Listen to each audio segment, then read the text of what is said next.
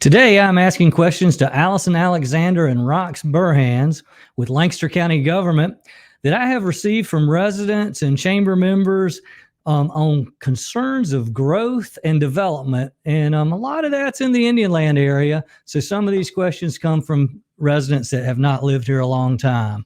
I am Dean Failure, your host of Taking Care of Business. And this program is made possible through our many sponsors, including Comporium Communication, Founders Federal Credit Union, INSP Cross Ridge, Oceana Gold, the Hale Operation, MUSC Health, Lancaster Medical Center, Nutramax Laboratories, and PCI Group. Also, special thanks to Haynes Full Circle Benefits for providing their studio. And we've got a special announcement from Mr. Marty Haynes. Employee benefits are the best way to retain valuable employees. What you offer, ease of enrollment, and how you manage the cost of those benefits is very important. Healthcare is expensive. Some employees may delay or forego care. Are you just accepting that renewal increase, or are you actively managing the cost of healthcare and benefit design in order to keep the cost manageable for your employees? It's time to lay the groundwork, scrap the cookie cutter approach, and develop customized solutions that meet the goals of your business and the needs of your employees. If you are ready for real alternatives and a trusted advisor, give us a call.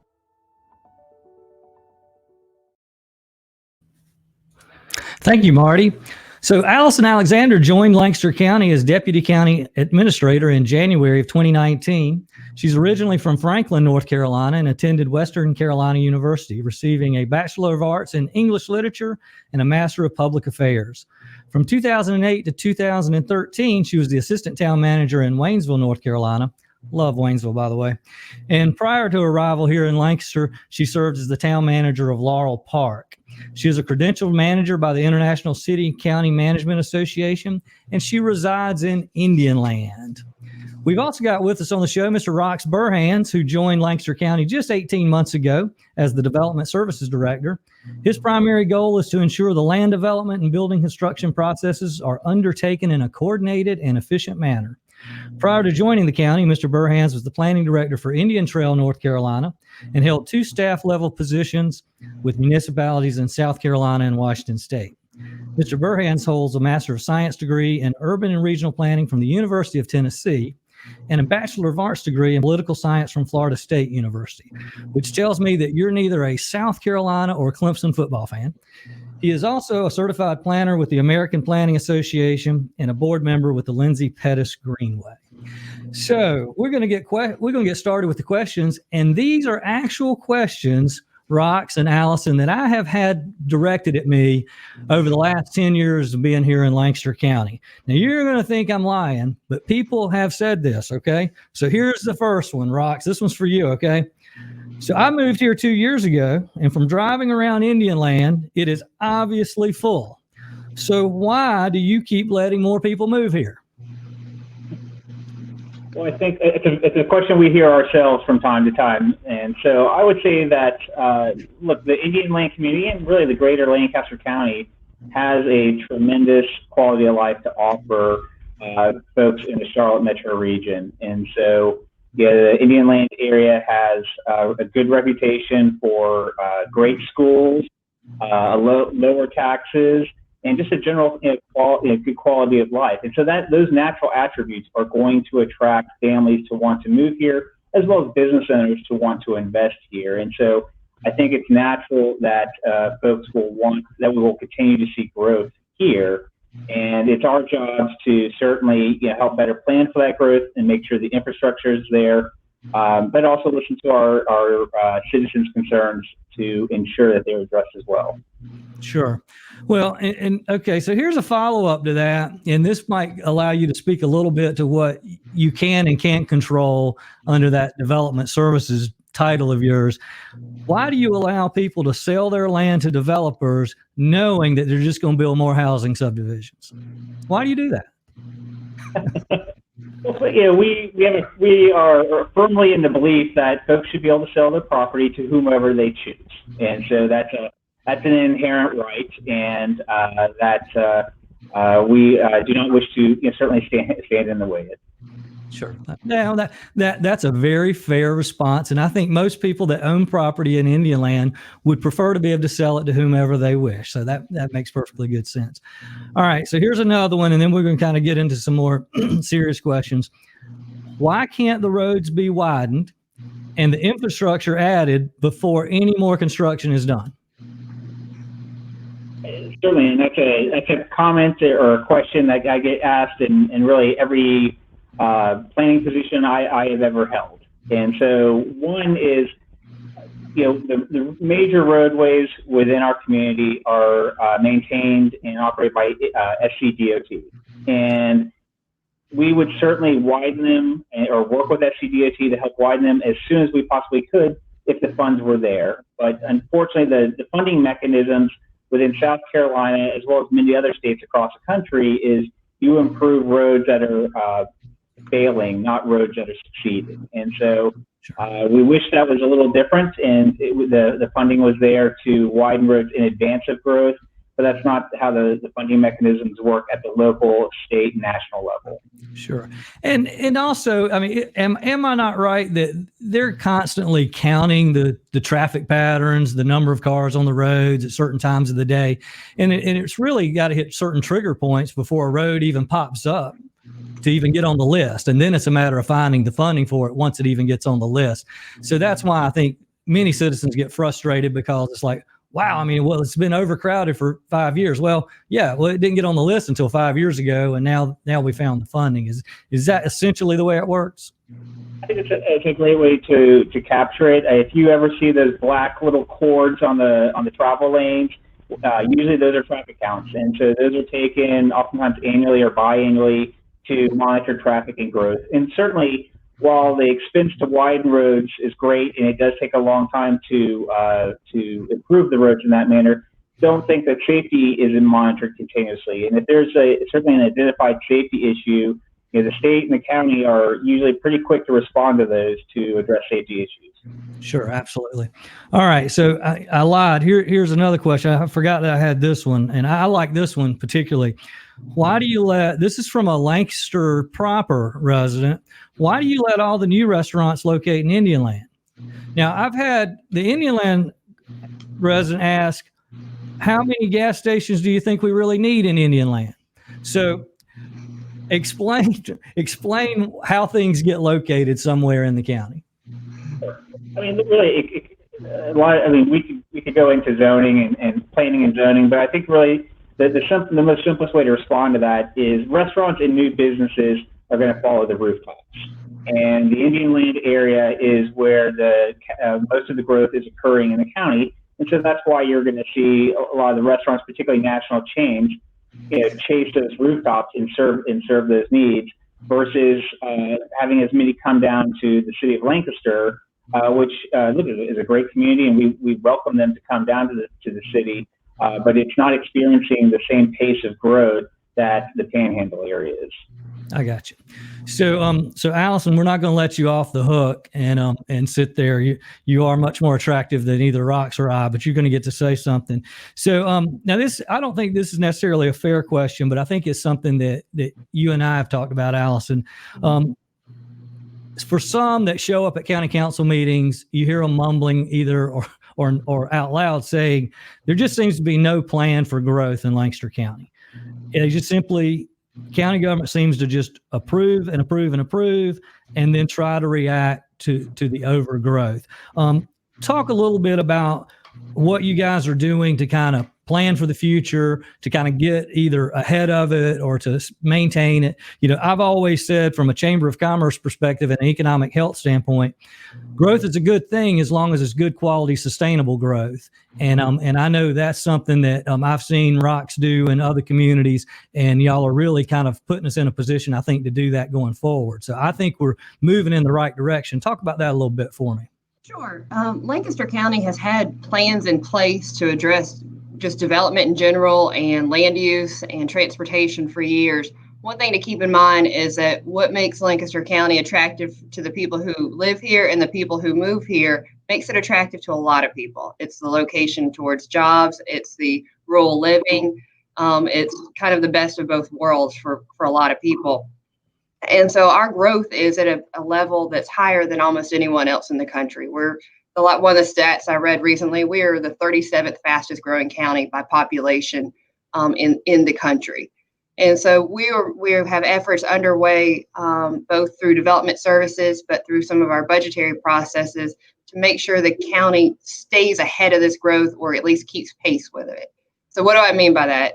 For example, in the development services realm, the county's getting ready to wrap up a small area plan for a portion of 521, kind of below where Walnut Creek is located and going down to the new elementary school.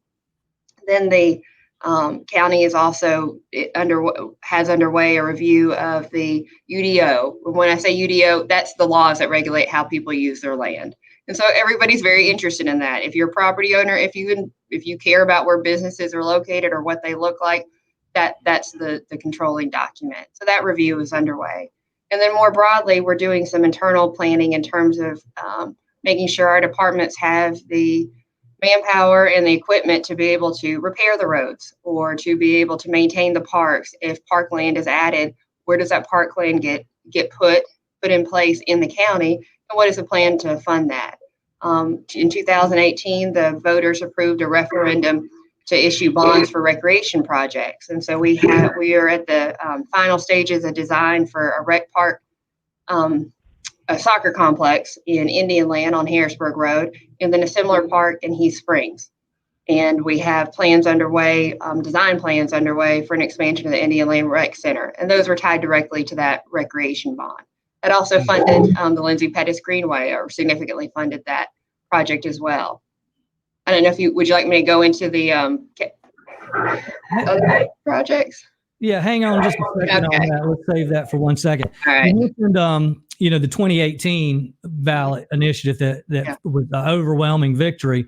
And, while it wasn't tied to that, another big recreation activity that we've heard a lot about is the mega park, if you will, or the mega sports park that we are anticipating to be built somewhere between intersection of Shallow Unity 521 and then Highway 5. What's the time frame for that, and what's going on with that particular project? So that the county has identified property. We're talking with the property owner, but there's no offer of purchase as of yet. I'm not going to speak specifically to the location. I can tell you that the county has used the feedback that the public gave in 2015 in the Clemson study for recreation needs, and use that to help basically ensure that the amenities that are needed for this mega, as you called it, the mega parks, we're calling the regional park, fit on the property we're looking at. And that confirmed that, yes, we would be able to place the baseball diamonds, the soccer fields, a dog park, amphitheater, a meeting space, event space, and some other amenities, walking trails that people have identified as wanting to have in a larger park as that. So assuming that property is purchased, full design would start, and then if funding is identified, the park may be developed in phases, but people would start to see construction within the next 2 to 3 years. Okay. Rox, I don't know if you heard that. That was the University of Clemson that did that study, not UT or Florida State, either one. So, hey, one other thing on kind of the growth, and Rox, you can touch on this and maybe talk a little bit about how the planning commission makes decisions and recommendations to council. But, now with all the growth in Indian Land, we have had a few instances and could have more to where you've got residential bumping up against industrial. How do you, in the planning process, how do you avoid kind of those areas of conflict that become problematic? Sure. What we try to do is the county has what's called a comprehensive plan that gives a broad outline of where different uses should generally be located in the community. And so that gives not only staff, but the planning commission and council a generalized roadmap of where some of those uses or activities should be occurring. So, if you have a good plan and you follow it with some flexibility, you tend to avoid instances like that. Now, an exciting thing that we have that will be kicking off later this year is development of a new comprehensive plan.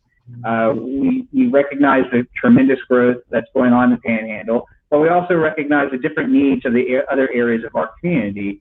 And so we feel it's a right to go ahead and develop a new plan, comprehensively engage all of our citizens and business owners, and just come up with the best vision and strategy moving forward to create a great, to continue to create the great community that we have. Well, that sounds good. I mean, you guys really are doing an excellent job on that. And I know you don't hear it often enough. You tend to hear those that are frustrated in some way, shape, or form coming to a council meeting. And those folks have a right to be frustrated. I mean, things are happening in their backyard. They're concerned about it, and they want to understand why things take place. Alison, let's talk a little bit before we run out of time. This is going to be the third iteration of the capital project sales tax initiatives. The first one was for the courthouse, and we've had a number of projects, a lot of road projects from the second iteration. This one's going to have another significant project, and then a variety of things that the chamber has advocated for over the years of really improving the amenities that are here in Lancaster County as a tool for recruitment and workforce recruitment, and even talent recruitment and business recruitment. But give us an idea of what's on that list, okay? Sure. So as you mentioned, this is the third iteration of what's called a capital project sales tax, and it's a 1 cent tax. You may have heard it called a penny sales tax in other communities, or pennies for progress. And this version is on the ballot for the voters this election.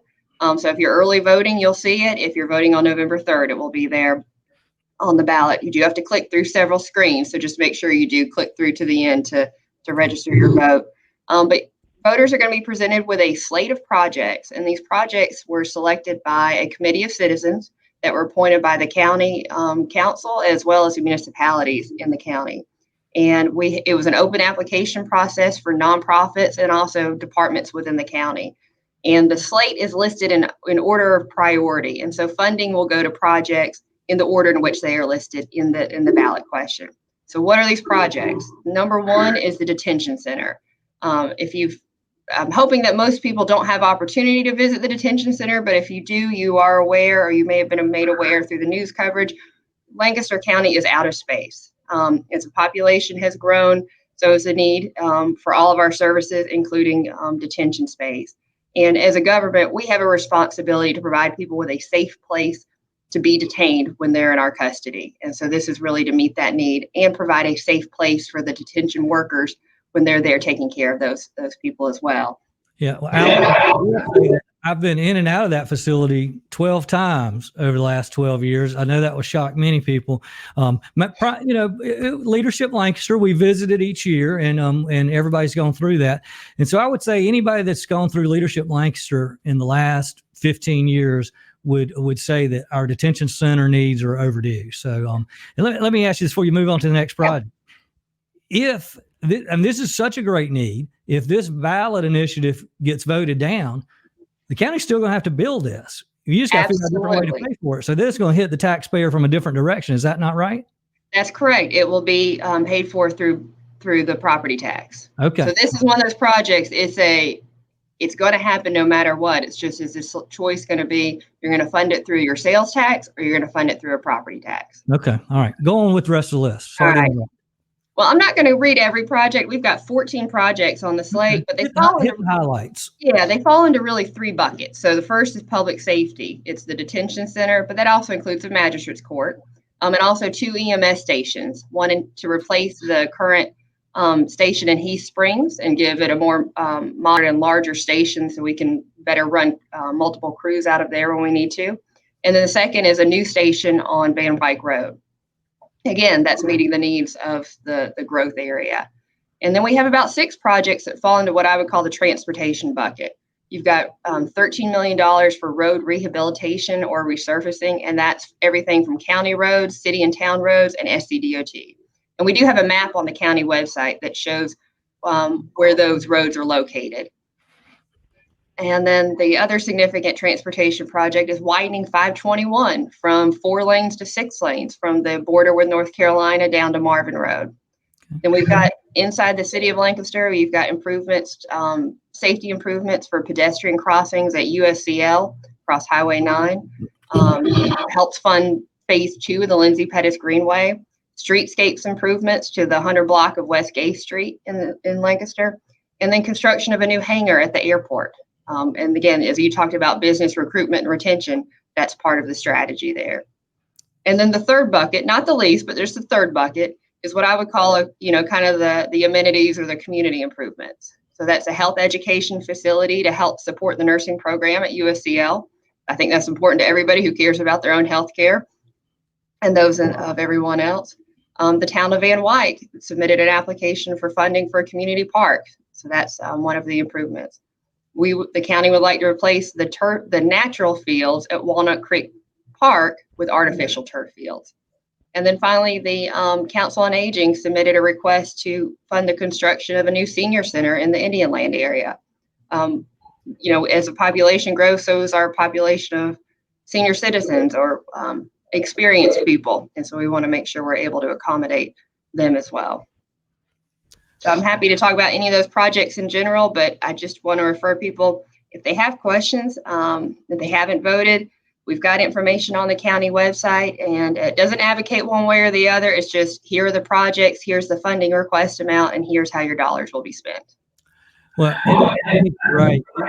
Individuals have to think through of this list, what's important to me. Are these items from a public safety standpoint? I mean, most people would say, well, I'm not concerned about the detention center. I don't plan to go there, like you said. But, it's a requirement. It's a required item that we have to have, and it's necessary for our own public safety to have it, and we need to have that in a quality way. And then these other items improve our own safety and improve and enhance the quality of life in Lancaster County. And as you said, voters have and deserve the right to make a decision on how those are done. Here, we've got just another minute. Alison, can you quickly, there's one other ballot initiative that affects the government structure here in the county. Talk real quick about that before we wrap up. Sure. There's the second referendum on the ballot is to change the form of government. And the county currently operates under the council administrator form of government.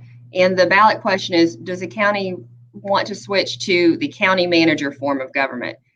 Functionally, the only difference between the two is, one, the title of the position hired by the county council to run the operations of the county.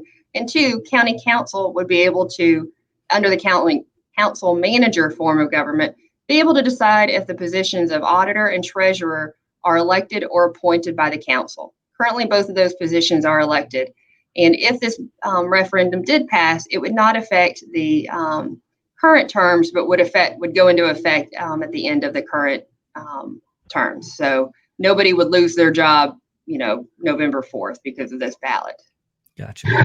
Well, Alison, Rox, I appreciate you guys joining me today. I do want to give a shout out to Steve Willis and County Council for putting this team together that you guys make up. I've had the opportunity to work closely with both of you. You're very talented. We're fortunate to have you here in Lancaster County. You're putting together a game plan and a process that's going to move us forward for many, many years to come. So on behalf of the business community, I appreciate y'all's work and thank you very much. And hope everybody has a good day, and tune in a couple of weeks. So we might have us newly elected official sitting in the room talking to us. Y'all have a great day. Thank you so much.